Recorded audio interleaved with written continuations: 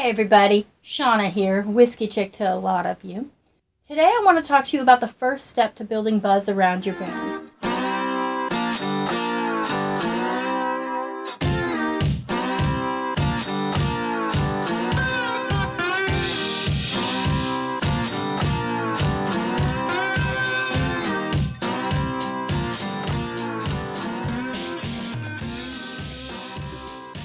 I know that there are a lot of great guys out there who are giving advice for bands who've already got things like a label and publicist support and a great following and things like that.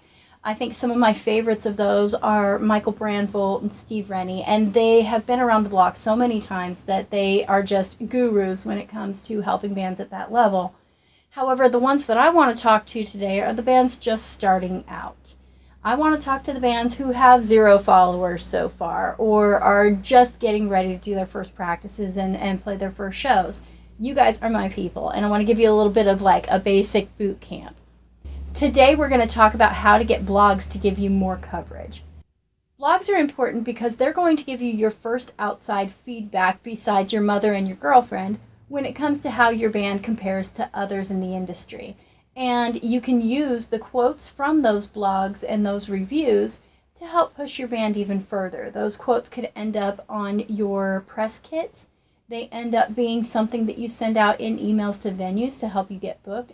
And they're even the quotes that you use to help pitch yourself for labels and publicists. So blogs really are the first stepping stone to building a reputation for your band. And it's important for you to build that reputation on the right foundation. So today I'm going to give you a few tips on how to get blogs to give you better coverage. The first tip, and most important, is make sure you're reaching out to the right blogs.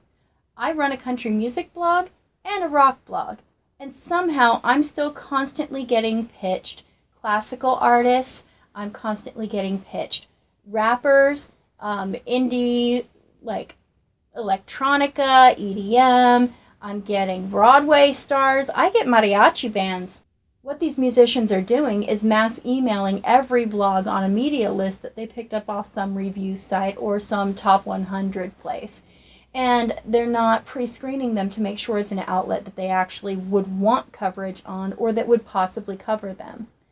So what you want to do is, if you're going to get your media lists from other review sites, you need to go ahead and check the URL for the emails that are attached to it. If it says at pitchfork.com, you know you're going to a rock site. If it says at countrymusicnewsblog.com, you know you're going to a country site. Those things are pretty simple to look at, and you can make sure that you're not emailing blogs that have no interest in your band type. If you're not getting your emails from a list, if you are seeking out blogs that cover your kind of music, that's great. Most blogs, when you go to their site, they have a contact us page or a submissions page or some page that indicates how they like to get submissions and whether they're accepting them at this time. If that's too much legwork for you, here's an easy tip. Get on Google, look up a band that is a little above your level. So if you're just starting out, look up a band that you love that's playing a small theater venue near you, and know that they're probably already getting coverage from the blogs you want to be in. So Google that band name with the word reviews after it and see what blogs are giving them coverage. And those are the blogs you want to reach out to. Next tip.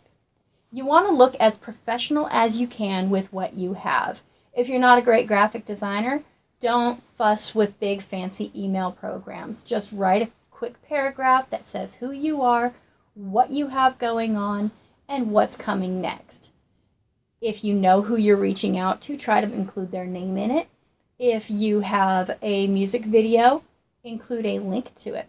If you have a SoundCloud, if you have a Reverb Nation profile, anywhere your music and your media is represented, make sure you include a link to that within your email. You also want to attach an image that you would like your band represented by, whether that is your band logo or, even better, a group photo of your band. And last but not least, make sure that if you are touring, if you are doing anything on a national level, that you include that information in the email. Last but not least, when you're closing out your email, make sure you link to any social profiles your band has and you include your preferred method of contact. If you're emailing from a mass email provider like MailChimp or Constant Contact using a list, you want to include your reply email address at the bottom of your email as well as part of your signature, because a lot of those reply tos from an email service can get lost or marked as spam. Finally, say those blogs do give you coverage. It's time to return the favor. Those blogs out there are hustling to get new ears and new eyes on their work just as much as you are. And when they provide you with a review, it's important that you share that with your existing fan base.